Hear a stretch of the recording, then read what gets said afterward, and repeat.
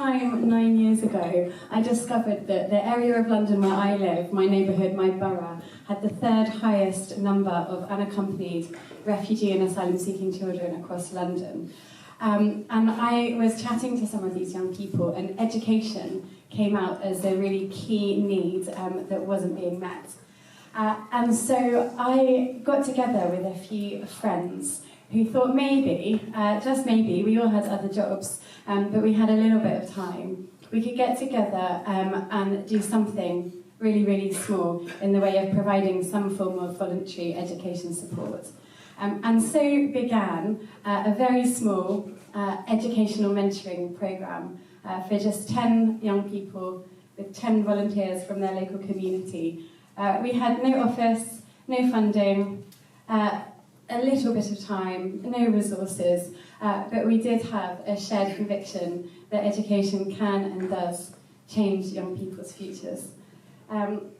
So why did we pick education those years ago? Well, it's because for us, education speaks of hope. Young people who, some of you here know firsthand, young people who have fled conflict and war lose so much.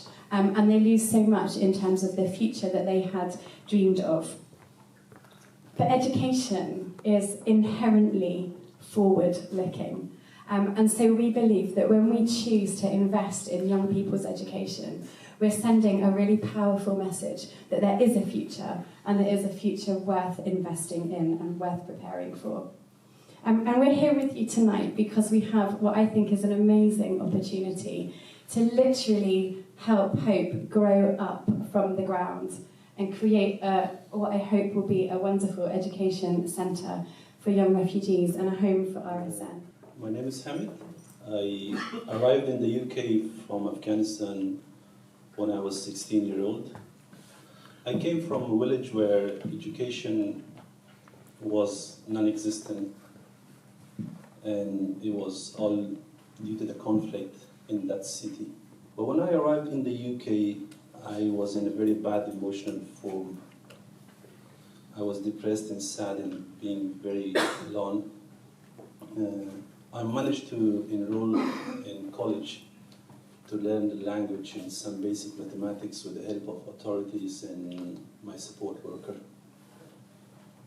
After a few years, I managed to secure a place for myself at university, and this is where I found that I won't be able to go to university due to the limited status that I have. So this was the time that I felt like everything is going again into the wrong direction, into disaster. I was in the student advice room, and I asked this guy, I said, is there anyone or anybody to help me go to university, because all my friends are going to university and I'm the only one, I can't. And he said, no, but there is a lady waiting upstairs for someone else, and if you want, you can just have a chat with her. I just go there and I sat behind the room, and nobody came to see her. And then I knock on the door, and I said, can I come in? And she said, yeah, come in. And I told her, I know you're waiting for someone else, but he's not here, so I'm here. And she said she welcomed me very nicely. And she was RSN staff, Sarah. And this is where we started with RSN. And we had a few more meetings after that to communicate with universities and negotiate a fee waiver and secure a place at university. Having RSN by my side at that time was like a turning point. It was like it gave me hope in thinking that there is still people by your side and they can be with you and support you in the process. So it was a turning point in my life, and I think it was that moment that made me the person I am today, achieving my goals.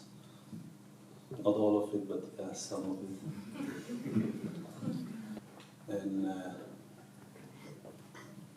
yeah, so I hope they have the ability to support more young people who been here from the conflict zone, either religious or race or any other issues that they had back home. And to do this, I think we need RSN need help of people and help of people like you.